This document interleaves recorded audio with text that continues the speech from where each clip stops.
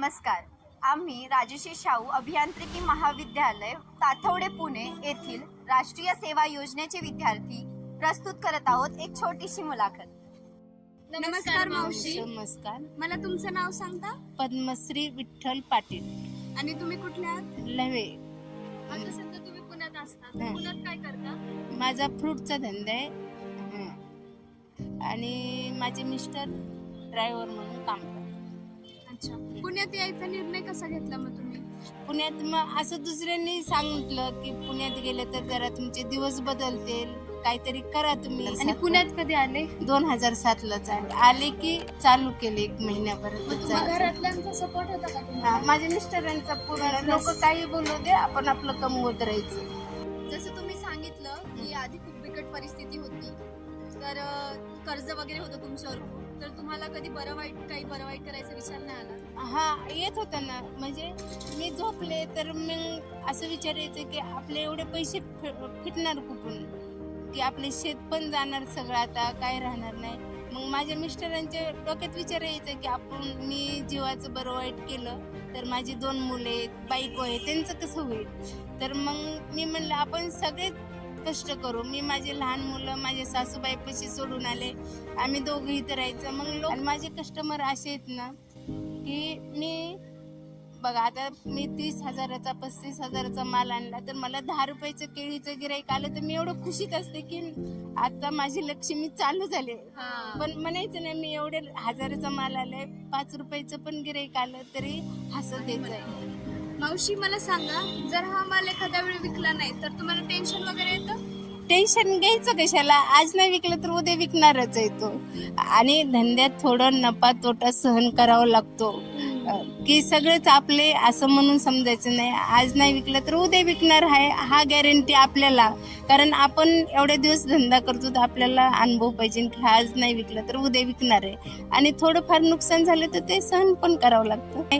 कधी कधी असं मंदी येते, महिना की आता मार्च एंड आला, पुन्हा काही दुसरे आले का, तर त्याच्यात असं वाटतं कधी कधी की बापरे आता काय धंद्यात राहिलं का नाही. पण मी असं देवाचे आभार मानते की आज नाही धंदा झाला तर मला हा एक अनुभव आहे की उद्या माझा माल विकला जाणार आहे, हे मला अनुभव आहे. आणि जे ठरलेले कस्टमर आहे ते उद्या येणारच आहे. घरच्यांचा सपोर्ट कसा आहे तुम्हाला? जसं तुम्ही सांगितलं आधी ते जास्त सपोर्ट नव्हते करत, मग आता त्यांचा सपोर्ट कसा? मला सपोर्ट भरपूर, म्हणजे माझ्या मिस्टरांचा सपोर्ट आहे. माझा मुलगा कामावरून आला की सगळी मला मदत करू लागणार. माझ्या सुनबाईचा सपोर्ट आहे. असा विचार नाही केला का तुम्ही की आता आपल्याकडे शेती आहे तर गावाकडे जाऊन शेती करावं परत? नाही, आपल्याला जिथं मिळते ना तिथं ते सोडून कधी जायचं नाही. जोपर्यंत मिळते ते कमवत राहायचं. ज्या दिवशी नाही भेटेन आपली त्या दिवशी शेती तर कुठे गेली नाही. बरोबर आहे. आपल्या हक्काची शेती अख्खे कुठे जाणार? आपण अर्ध्या रात्री पण जाऊन आपल्या शेतीत राहू शकतो, पण जिथं मिळते तिथं कधी आपण जायचं नाही सोडून. असं मग तुम्ही जेव्हा फळगाडा टाकला तेव्हा तुम्हाला लोकांनी काही त्रास दिला? भरपूर. आणि आमचे बरेच लोक मला बोलले नाही आपण रस्त्यावर नाही बसायचं. मी म्हणलं आम्ही उपाशी मरत होतो त्यावेळेस तुम्ही विचारलं नाही. मग आता त्याच्याच काय, आपण कष्ट करून खायला कधी लाजायचं नाही. आपल्यावर परिस्थिती आल्यावर फक्त लोक हसायला असतात, द्यायला कोणी नसतं. बरोबर. आणि कष्ट करण्याची काय लाज आहे. मी मग आता फळांचं सोडून अजून काय काय व्यवसाय करतात? माझा मुलगा जॉब करतो, तो पण कंपनीचा ड्रायव्हर म्हणून जॉब करतो. मग तो कधी रविवारी असतो घरी, तर मग रविवारी शनिवारी लवकर सुट्टी झाली तर मी त्याला म्हणले की तू रिक्षा घे, उद्या जरी जॉब गेला तर तुझा स्वतःचा व्यवसाय असावा.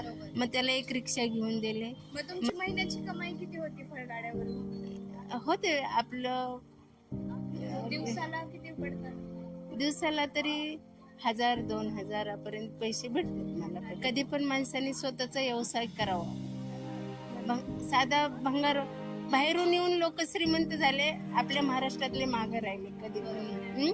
आणि आपल्या महाराष्ट्रातल्या बायका पण म्हणल्या की नको, आपल्या घरचे नाव ठेवतात. घरच्यांचं काय आहे, आपल्या नवऱ्याचं सपोर्ट असलं की आपण कुठेही अभिमानाने उभा राहू. बरोबर आहे. आता म्हणजे तुम्ही 2007 मध्ये आले, आता 2025 चालू, तुम्हाला स्वतःमध्ये काय बदल वाटतोय? ते म्हणजे दुसऱ्यांना जर एखादा उपदेश द्यायचा असेल, काय सांगायचं असेल तर काय सांगतो? मी स्वतःमध्ये मला भरपूर अभिमान वाटतो की मी म्हणजे सांगते, आपल्यावर जर टाइम आला, आपल्या मिस्टरांना काय झालं तर आपण स्वतः कमवत असलं तर लोकांपुढे हात जोडून उभा राहू शकत नाही. आपण आपलं कमवते ना, काही टाइम आला तर आपण आपलं निस्तारू शकतो.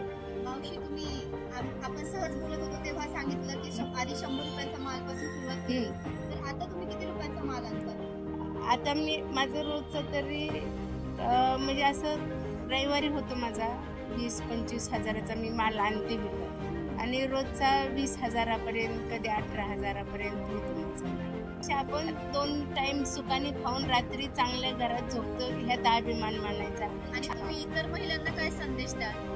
की मी बऱ्याच बायकांना सांगते काय, की तुम्ही स्वतः कमवा. मावशी, तुम्ही तुमच्या वेळात वेळ काढून आमच्याशी संवाद साधला त्याबद्दल धन्यवाद.